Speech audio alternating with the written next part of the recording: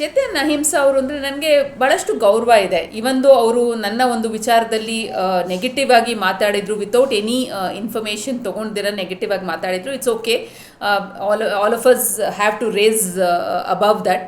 ಅವ್ರ ಥರ ಪೆಟಿನೆಸ್ ನಾನು ತೋರಿಸೋದಕ್ಕಾಗೋದಿಲ್ಲ. ರೀಸೆಂಟಾಗಿ ನಾನು ನೋಡ್ತಾ ಇದ್ದೀನಿ ಅವರ ಒಂದು ಟ್ವೀಟ್ಸ್ ಏನಿರ್ಬೋದು, ಅವರ ಒಂದು ಇಶ್ಯೂಸ್ ಏನು ರೇಸ್ ಮಾಡ್ತಾ ಇದ್ದಾರೆ. ಕೆಲವು ಇಶ್ಯೂಸ್ ಚೆನ್ನಾಗಿ ರೇಸ್ ಮಾಡ್ತಾರೆ, ಬಟ್ ಕೆಲವು ಒಂದು ವಿಚಾರದಲ್ಲಿ ಅವರು ತುಂಬ ಒಂದು ಪೆಟಿನೆಸ್ ತೋರಿಸ್ತಾರೆ ಮತ್ತು ಬರೀ TRPಗೆ ಅಥವಾ ಪಬ್ಲಿಸಿಟಿಗೆ ಮಾಡ್ತಾರಾ ಅಂತ ಒಂದು ಪ್ರಶ್ನೆ ಬರುತ್ತೆ.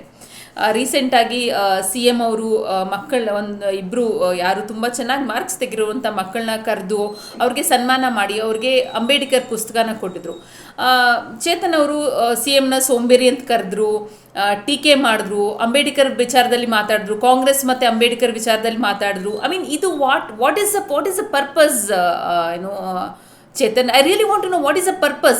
ಇದನ್ನೆಲ್ಲ ನೀವು ಈ ಥರ ಒಂದು ಎಂಟೈರ್ ಏನು ಇಶ್ಯೂಲೆಸ್ನ ಒಂದು ಇಶ್ಯೂ ಮಾಡೋದಕ್ಕೆ ಹೊರಟಿದ್ದಿಲ್ಲ. What is a purpose?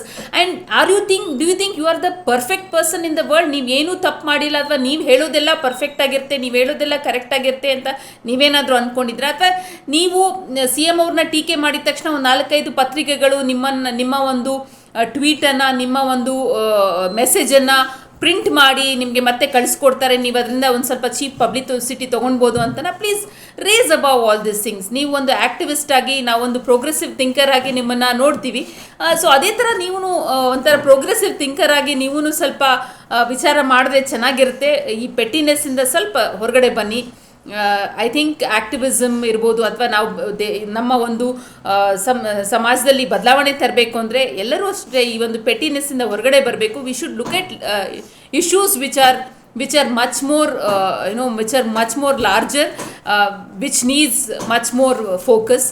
ಸ್ವಲ್ಪ ಫೋಕಸ್ನ ನೀವು ಶಿಫ್ಟ್ ಮಾಡ್ಕೊಳ್ಬೇಡಿ. ಫೋಕಸ್ ಇರಲಿ.